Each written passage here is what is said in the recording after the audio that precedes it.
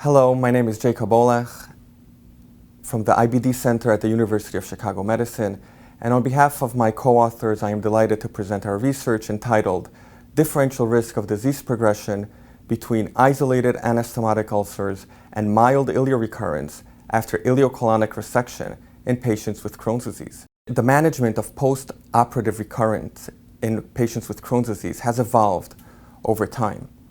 It has become standard of care to perform an ileocolonoscopy within 1 year of resection and then to guide management based on the Rutgers score. The Rutgers score assesses the anastomosis for disease recurrence, and it has 4 grades, I0 to I4.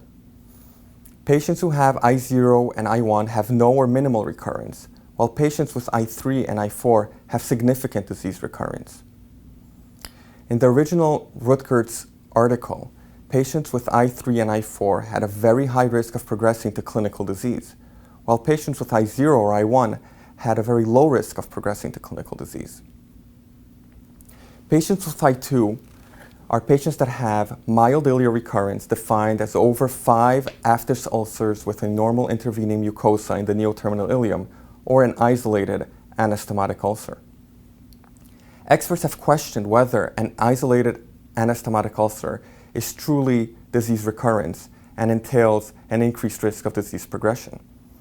As such, they have proposed a modified Rutgers score, which is subdivided further into I2A, patients with an isolated anastomotic ulcer, and I2B, patients with mild ileal recurrence. In our study, we tried to compare I2A and I2B to I0 and I1 and to see if they differ in the risk of disease progression. We predefined disease progression as progression of the endoscopic subscore of in the Rutgers score to I3 or I4, as these have been shown to have a poor prognosis. We enrolled over 200 patients in this retrospective study, and we found that patients with I2B have a significantly increased risk of progressing to I3 and I4 when compared to I0 and I1. On the other hand, patients with I2A did not have a significantly increased risk of progressing to I3 and I4. This is important as patients who are found to have disease recurrence at their first post-op colonoscopy should have their treatment escalated, as this was shown to lead to better outcomes. The question of whether patients with I2 need to be escalated and if there is a difference between the different subdivisions of I2 is what we tried to study in our research.